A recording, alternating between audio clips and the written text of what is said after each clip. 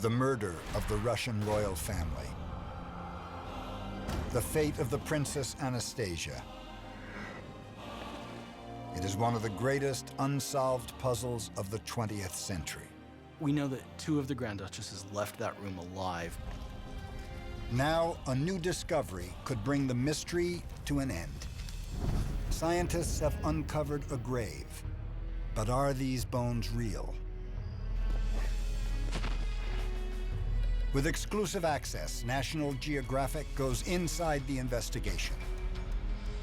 From the science to the secret Soviet archives, no piece of evidence is left unturned to uncover the final answer.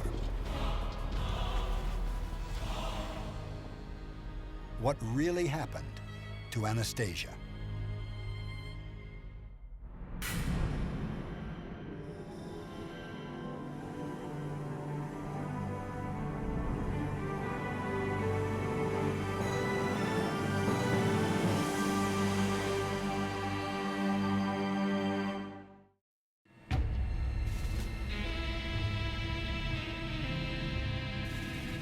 It's really vast out here, so desolate, so far away from civilization. But that's where 2 bodies are supposed to be.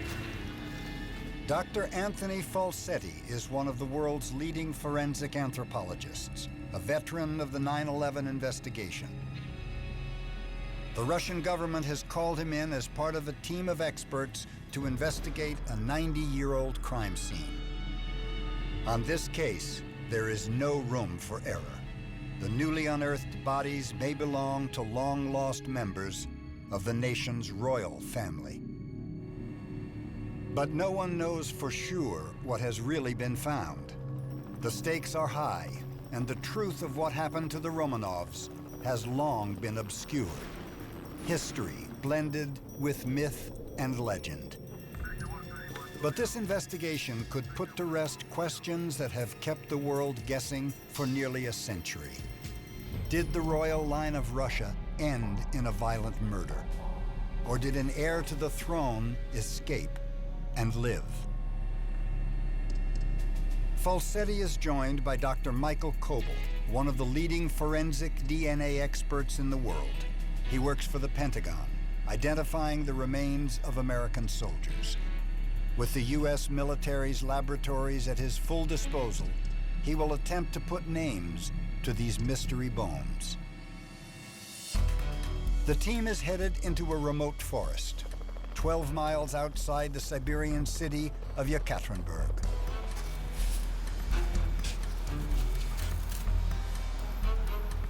This far-flung industrial outpost is where the fate of Russia's royal family was written.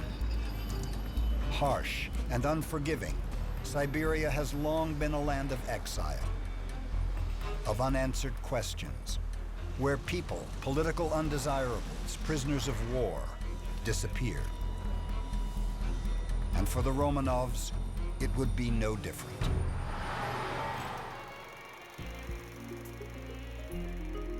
Five children, born into royal lives. The Grand Duchesses, Olga and Tatiana, the flower of young womanhood. Maria and Anastasia are beguiling teenagers. 13-year-old Crown Prince Alexei is the boy born to be king. Millions of loyal Russians revere them, even worship them. A divine family set on earth to rule the nation. But the line will end with them. 1917, the Russian Revolution. In its wake, a civil war rages. Bolsheviks against Tsarist loyalists. The royal family imprisoned, exiled to Siberia, under house arrest in Yekaterinburg. Moscow and the heart of the fledgling Soviet state are 900 miles away. The family are on its unstable fringes. Much of the country is still divided in civil war. In July 1918, the Yekaterinburg Reds feared that a Czech army and White Russian forces were on their way to rescue the Tsar. The decision was made to act. Yakov Yurovsky was the hardliner chosen by the local committee to take over command of the House of Exile. The guards, known to have become affectionate towards the family, were removed. Yurovsky brought in new men with a new mission: to execute the prisoners. In the cellar of this house, in 20 horrific minutes, on the night of July 17th, 1918, the last chapter of the Romanovs would be written. Just after midnight, the royals are roused from sleep by guards. The family is told that because of anarchist unrest in the town, the upper rooms of the house have become unsafe, that there may be shooting in the streets. The Tsar, his wife, and 5 children, along with their 4 attendants, all 11 that make up the royal household, are brought down into the cellar for their own safety. Yurovsky and his men enter the room. He has instructed each to shoot a different family member in the heart to lessen the blood flow.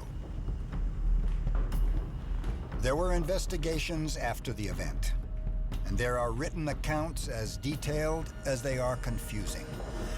But what happened here was both savage and hate-filled.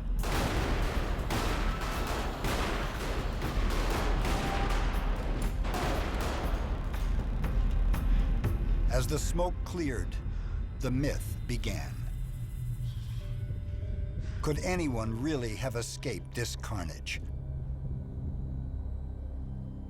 The bones now found in the Koptyaki forest may provide the answers to this question.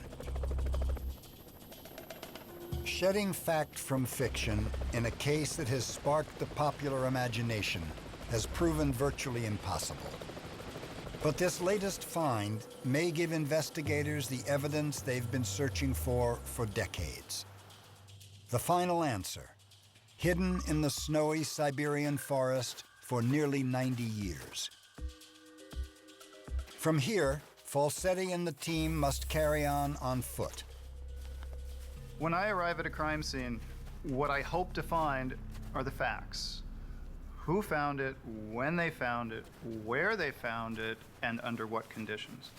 They have come to meet the men who made the find. Hello, здравствуйте. Добрый день. Здравствуйте. So, Ну, what did you find? что вы Where did нашли? you find it? Останки 2 православных святых примерно вот в этом месте. How deep was the burial? The remains have been moved to a morgue for safekeeping. What else did you find with it? Any artifacts? Вы нашли кости или что-то Мы другое? нашли здесь большую перемешку с углями. Вот. What I'm hearing from these archaeologists is they have bones, maybe some projectiles. What we don't have is any evidence of a really controlled excavation, and it's quite frankly making me nervous. All Falsetti has here is a location, but there is no evidence left at the crime scene, and the documentation of the find is scant. The case of the Romanovs is no stranger to hoaxes and cover-ups, and this latest find may be no different. In the days after the killing, newspapers report that only the Tsar has been killed. For 8 years, the Soviet state claims that the rest of the royal family are alive and well. But the cover-up fails, and the Russian government changes its story. All 11 members of the royal household executed. But there are reported sightings of Alexei, of Anastasia. Are the children alive or dead? The whispered rumors refuse to die. In Moscow, there is unease about the precise fate of the Romanovs. An imposter claiming to be Alexei is officially investigated. Years pass. Under Stalin, it is forbidden to even mention the family. 1991. The Soviet Union collapses. local academics go into the Koptyaki forest and dig. Yurovsky by now is long dead, but in papers left to his son, there are clues as to where the 11 bodies of the royal household might lie. As they dig, a shallow grave comes to the surface. Skulls, bones, full skeletons. But something is wrong. In 1991, 9 sets of remains were found.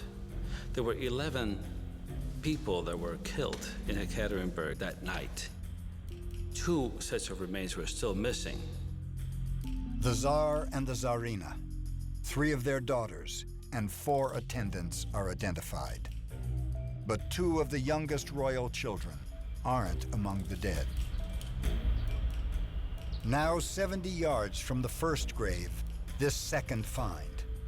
The proximity suggests a potential connection, but nothing more. For decades, conspiracy theorists have suggested that this forest may be littered with the bodies of other nameless dead. Proving that these remains are truly the Romanov children will not be easy. Now in storage in Yekaterinburg City Morgue, the newly uncovered bones are about to undergo the most intense scrutiny 21st century forensic science can muster.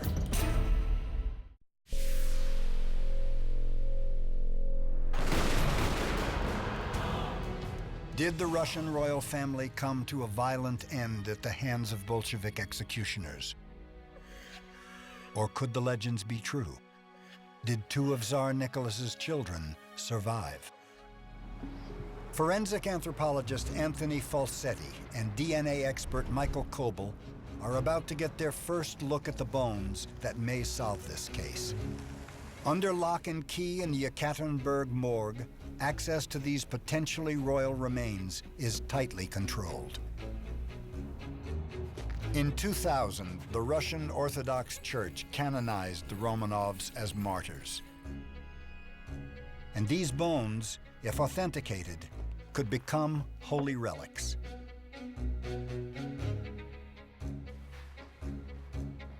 Falsetti is no stranger to these halls. He was part of the original team assembled in the 1990s to investigate the first set of Romanov bones. Investigations that were contentious. The findings were controversial and disputed in full view of the press. Russian scientists used facial reconstruction techniques to claim that one of the bodies was that of Anastasia, but others were unconvinced. Still more troubling, the body count discrepancy. 2 bodies are still missing. Was this the true grave if 2 bodies were missing? Accusations of political influence in the rush to identification polluted the air. In the end, the Russian Orthodox Church rejected DNA evidence as tainted and refused to acknowledge that the uncovered remains were in fact the Romanovs. But now, this new find could change all that. And this time, the team is eager to avoid the media circus of 1991. But the Romanov mystery is once again big news. We arrive into the lab, and there's a massive number of cameras and people doing interviews while we're trying to look at the remains. It's a media circus. I don't think these people have any understanding of contamination, the potential for breakage of these samples, and just losing them under all of this chaos. Are the conditions good enough for you? If these are the Romanovs, they were used to being photographed, but I'm not sure why they're willing to compromise the forensic science. That's worrisome. The start of the investigation will make the evening news. But once the media leave, it becomes clear that there is a real problem. Once the cameras are gone, we get down to work. And what I discover is that these 44 fragments, many we're not going to be able to identify as being human. Perhaps they're not. There's just not enough material here. These shattered remains look nothing like the nearly intact skeletons found in 1991. Broken, almost unrecognizable. But careful inspection by expert eyes reveals that the fragmentary remains are human. Two people. But who are they the remains of? Are these the bones of Alexei, Maria, or Anastasia? Or someone else entirely? The mystery within the mystery is what happened to Anastasia. Did she escape? Or is she here? Right now, I can't tell whether I have two females or a male and a female, or whether these fragments are part of the other bones that were already recovered.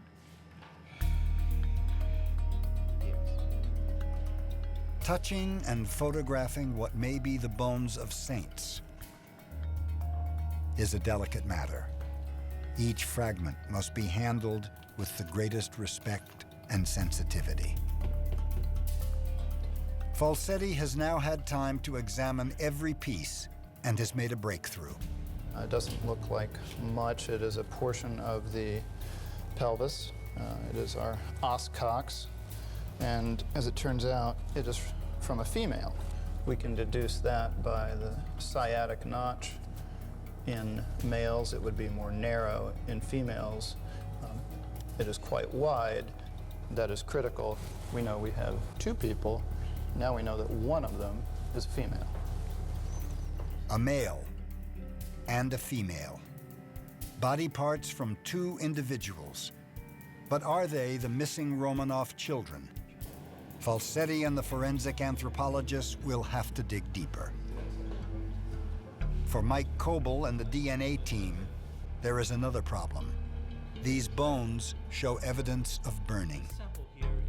Looking at the remains, I'm beginning to think this is going to be a very difficult case. When the bone is burned, there's a lot of heat generated, which is not very good for DNA. Take our sample from down here, 2.5, 3 centimeter cut. Coble has selected the bones most likely to yield readable DNA. Minute pieces will be cut off and sent to his lab in America and to others around the world for independent analysis. These are the fragments that we think would have the highest degree of success. But teasing out the 90-year-old genes that may lie dormant in the fragments will take weeks. And the chances that the DNA has survived intact are slim. Coble heads back to the US to await the arrival of the bones. But Falsetti stays behind to look for other clues that could solve the case if the DNA work is inconclusive. A few pieces of badly damaged bone offer the forensics expert little to go on. But in the town where the Romanov family met their end, there are more leads to follow up.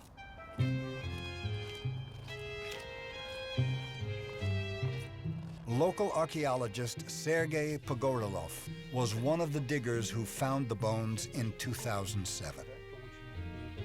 This is the missing evidence taken from the grave in the forest.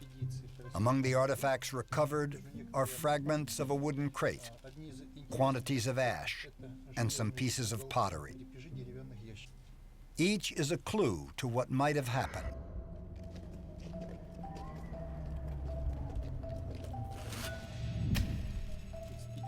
The ash corroborates the burn marks on the bones. A picture is beginning to form. What kind of container do you think?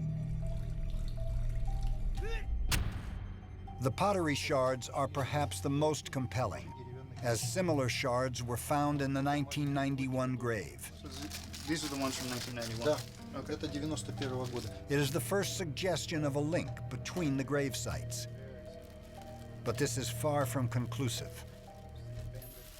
Tying this evidence into a narrative of what happened at the scene 90 years earlier will force Falsetti to look elsewhere.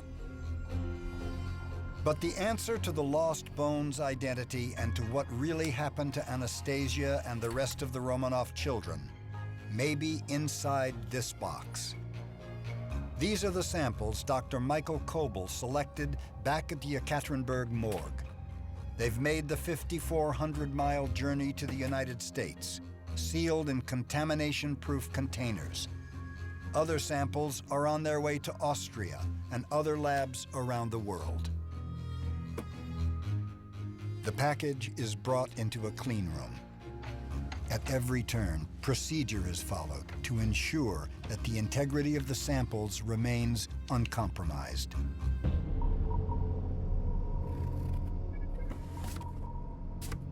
Inside, tiny samples, a few grams each.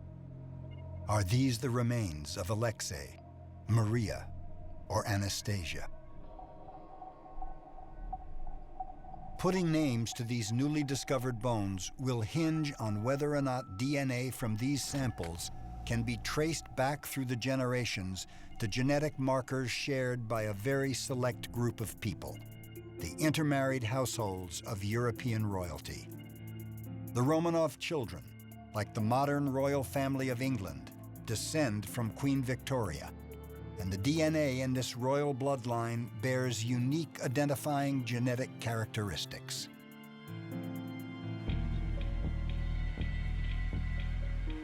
Kobel and his team are used to dealing with the remains of modern warriors, but these bones are nearly a century old. Teasing DNA out of these fragments will not be easy. DNA is fragile, easily damaged by the ravages of time. They've endured almost a century below ground in one of the most challenging climates in the world, minus 40 degrees in winter and above 100 Fahrenheit in summer. Finding an intact sequence for identification will mean destroying the bone almost completely. This is all that is left, precious little. If this test is inconclusive, Kobel might not have enough to run a second test, and the bodies may never be identified.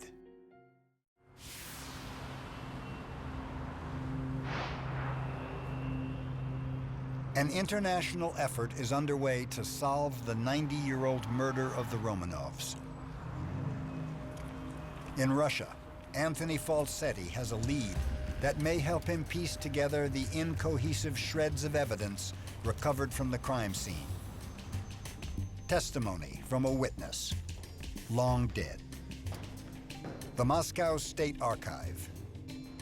As an investigator working with the Kremlin, he's been given high-level clearance.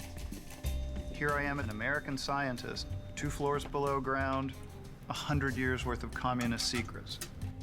The keeper of those secrets is Dr. Lyudmila Likova. Giant blast doors designed to protect the Kremlin's most precious records from nuclear attack swing open. We're down here, it's 30 feet, walls are 2 feet thick, and this is Lenin's archive. If any place may hold the answers to Falsetti's questions, this would be it. So these are Lenin's documents, his originals? Телеграмма из Копенгагена Ленину.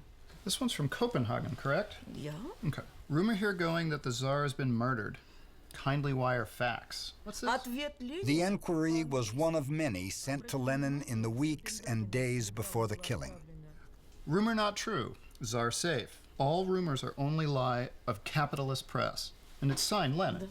So this is what we've been looking for. This is the point where the mystery and the confusion really began.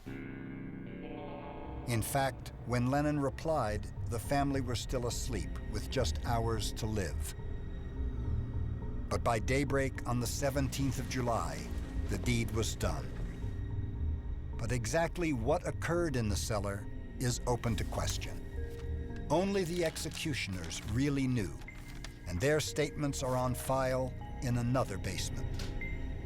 Regarded as the most accurate account, the report filed by Yakov Yurovsky, the head executioner, makes chilling reading. For better or worse, he was a man who did things by the book. Yurovsky said this about the execution of the emperor's family. They stood along the wall, and here he said the following words to them. The reign of the Romanovs has reached its end. Despite the fact that relatives both outside and inside the country are trying to liberate them, the Ural Soviet of the Workers' Deputies has decreed they must be shot. When the executioners opened fire, there were a number of problems. Amongst them, they were in a basement room with stone walls, which sent the bullets sort of ricocheting around the room. The firing, Yurovsky says, becomes ever so confused. And when this confused fire ended, the shooters saw the daughters were still alive. They shot the girls, but nothing happened. They weren't able to kill them. Incredibly, eyewitness accounts agree that the duchesses seemed to be protected by jewel-filled corsets that acted as bulletproof vests. Likova then plays Falsetti recordings made in the 1960s by surviving members of the firing squad. It appeared they'd sewn diamonds into their bras, a variety of necklaces, pearls, etc., etc. Bullets were bouncing off. There was somebody, well, so to say, as if not finally killed. This woman, Anastasia. A botched execution. Anastasia may have survived the initial gunfire. Could she really have cheated death with a diamond corset? And if that was true, then what else might be possible? All the accounts go on to say that everyone was finally killed with a gunshot wound to the head. But what if that's a lie? What if there were co-conspirators? Co-conspirators that helped her escape. Myth and fact are blurring again. Falsetti decides to stage an experiment to put the first part of the legend to the test. Could jewels stop a bullet?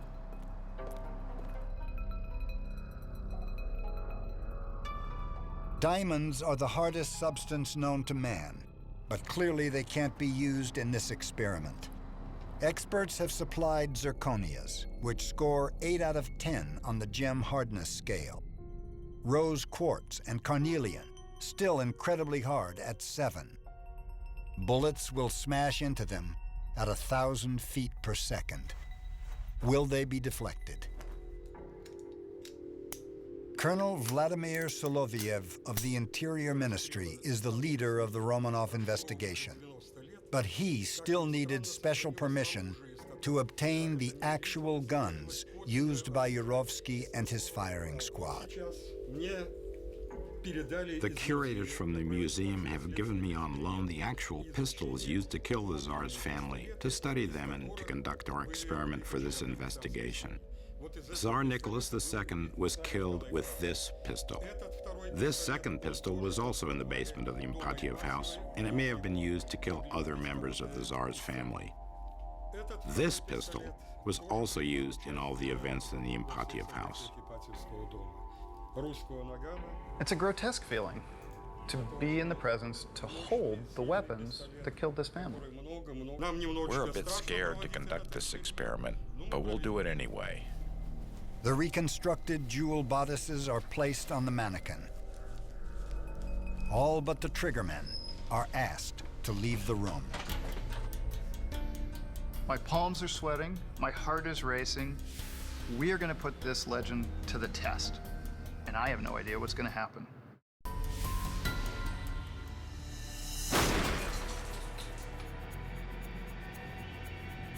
Could a diamond corset have shielded Anastasia from a hail of bullets?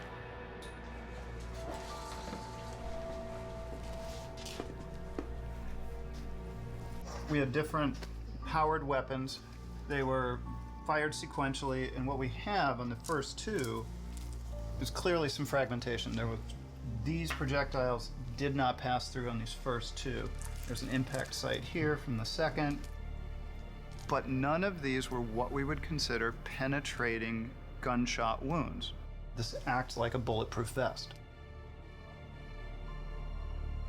Maybe the legend is true.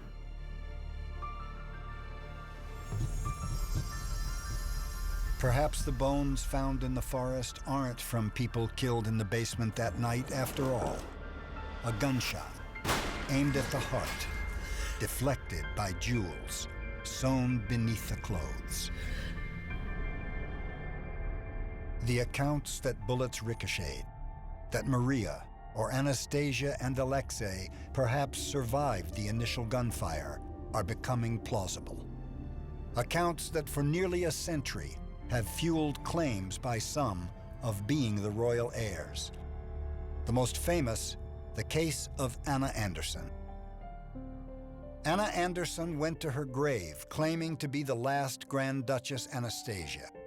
She managed to convince many people, including the family of Peter Serendenaki, whose ancestors were part of the Tsar's inner circle.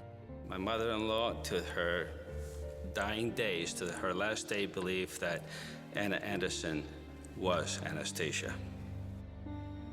For instance, she had a triangular injury on her foot, which was probably a bayonet stab. She also had the same stub toe problem as Anastasia. She had the same ear as Anastasia. There were a lot of similarities between the two. Despite her persuasive tale, after her death, DNA testing revealed the truth of her identity. She was not royal, but a former factory worker from Poland. But determining if the newly found bones are really members of the Romanov family or simply another case of mistaken identity will take time. The DNA is so degraded that it must be run through an amplifier to see what, if any, fragments of genetic information remain. At his lab outside of Washington, D.C., Coble and his team are using a process called PCR, polymerase chain reaction. By exposing the faint traces of DNA that remain to a bacterial enzyme, a single piece of DNA can be multiplied, generating millions of copies. But even after amplification, there are no guarantees that any readable DNA will emerge to make identification possible. For now, the identity of the two individuals in the grave remains unknown. But while Coble and the genetic team search for viable DNA, in Russia, Falsetti's search for clues comes to an end. As he departs for home, he leaves with more questions than answers. In the 1991 grave, nearly intact full skeletons were found. But in the 2007 grave, only fragments. Why are there so few bones?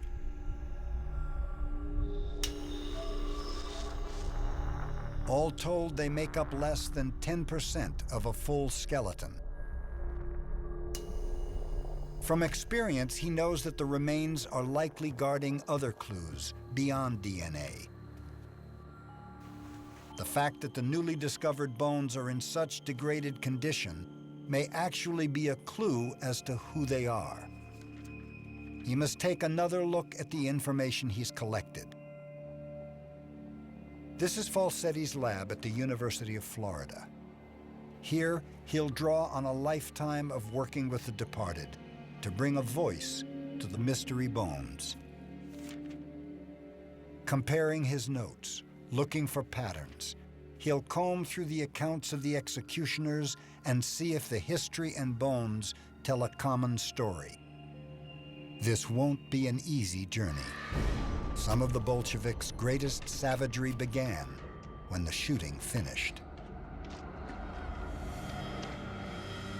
I'm a scientist, I'm also a father. And this is it's a terrible thing to have happened to very young people.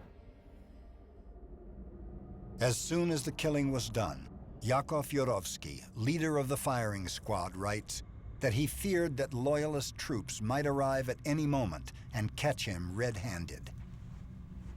But as the bodies were being loaded into a truck for disposal, the plan starts to unravel. As they were lifting up one of the bodies, she sat up and screamed. It was either Marie or Anastasia. We know that 2 of the Grand Duchesses left that room alive. Ermakov grabbed a nearby rifle and ended up smashing them repeatedly in the face until they stopped screaming.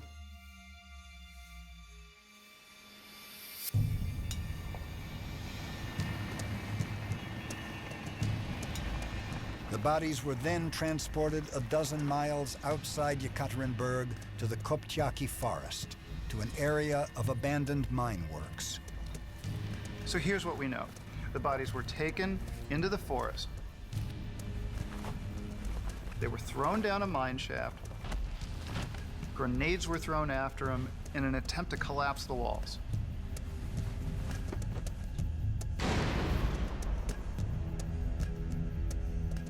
The bodies were only partially hidden, but with dawn approaching, Yurovsky returned to Yekaterinburg to report to his superiors. Misfortune strikes again. Yurovsky's men get drunk and brag to locals, telling them how they have killed the royals and the location of the bodies. For Yurovsky, secrecy is everything, but a whole day and night passes before he can move the corpses again. The next day, the bodies were retrieved, and Yurovsky has his men looking for a new location. Back in the forest, after more summer rain, the ground is like glue. The truck gets stuck. The bodies are offloaded. Yurovsky is exhausted and his men mutinous.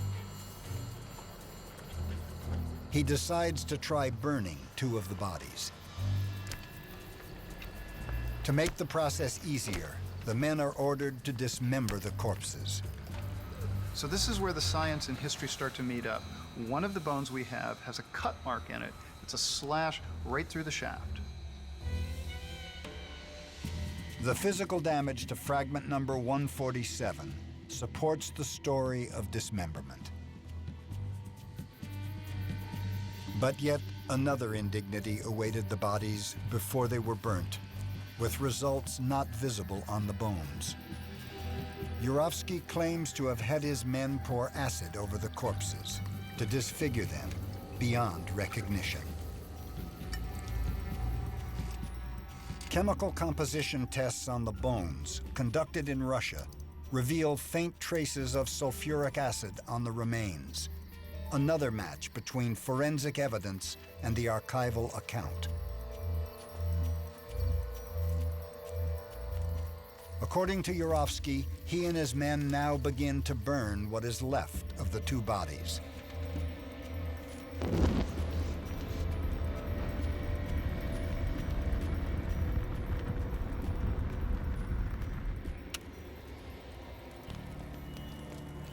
Falsetti puts the Bolshevik plan to the test. Instead of human flesh, he uses a close biological analog: pig flesh. Its composition and structure are so similar to human anatomy that pigs are often used in forensic comparisons.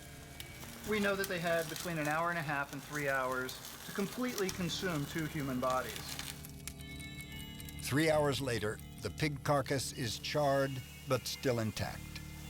What we've demonstrated here is it's not possible to consume a body in a fire, certainly not one for 3 hours, relatively low temperatures. Yurovsky's plan to incinerate the corpses was more than a failure. It was a fiasco. Dawn was breaking, and there were still 9 bodies in the truck. A drastic change in tactics was in order. He tells of how his men then dug a second pit further to the west. They threw the remaining 9 bodies into this hole, poured acid on them, and then covered the pit with planks and soil before leaving. What we know about history is being reflected by the evidence. But mere circumstantial evidence will not be enough to put the legend of Anastasia's escape to rest. To prove that the remains are not part of some elaborate hoax, history must be corroborated by the irrefutable: DNA. Do these new bodies belong to the royal bloodline?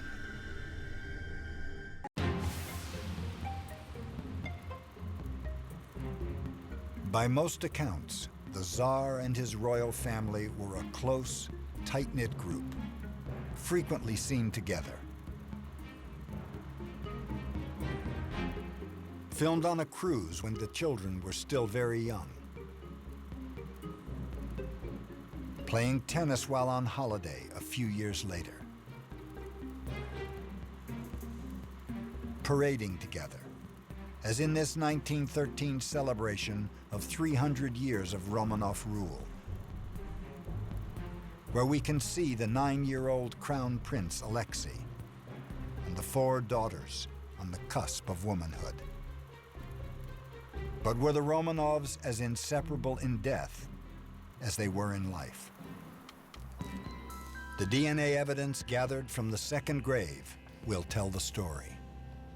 5 months after first selecting the bone samples for analysis, Mike Coble is now ready to share his findings with Anthony Falsetti. Let's see what you've got. The first thing that we should look at is here. This is the marker that determines sex. And sample 146, there's an XY, which means this is a male sample. Right. And then 147 has one X peak, and this is what we see with females. So far, the DNA only demonstrates that there were 2 bodies in the grave. 1 male, 1 female. Mike Coble's next step was to compare the male sample with DNA from Tsar Nicholas and his wife, Alexandra. So what we have here on top, this is a profile from the Tsar, and then this on the bottom is a profile from the Tsarina. And here is the male sample from the second grave. We expect that this particular profile is going to be a combination of the Tsar and the Tsarina, if this is truly Alexei. This male got this 25 repeat peak from the Tsar, and this 23 peak was passed to him from the Tsarina. And here is 17 out of 17 possible matches. The evidence is overwhelming. Yeah, absolutely. That's their son. Exactly. And they had one son, and that's Alexei. Exactly. Right. Finally, forensic evidence that 13-year-old Crown Prince Alexei was executed, along with the rest of his family, though not buried with them. And what about the female found in the second grave? This is some of the... Coble compared Alexei's DNA with hers. What's interesting, though, is that, notice, they both share 23. They both share this marker, which is a 33.2 repeat. Once again, marker after genetic marker is shared. Has 17 repeats, 23 repeats. Leading to another overwhelming statistical probability. It's over 1 million times more likely that these remains are siblings than if they were completely unrelated. Okay. Very strong evidence here that we have a brother and a sister. Yeah. That sister was either Maria or Anastasia. But beyond that, the DNA is silent. Of course, there is a limitation here. The DNA can't tell us exactly which child is Anastasia and which child is Maria. The bottom line is it really doesn't matter anymore because they're all present and accounted for. Yeah. It's taken nearly a century, but at last, the final chapter in the story of the Romanov dynasty can be written. Anastasia, the youngest Romanov daughter, did not escape the firing squad. Like her mother, her father, her baby brother, her 3 older sisters, Anastasia was shot to death in July of 1918, 1 month after her 17th birthday. She was buried along with the others among the towering birch trees. It was surely not the end any of them expected or deserved. But the DNA evidence makes it clear that's what really happened on the night when Russia's longest-lived dynasty came to its abrupt and bloody end.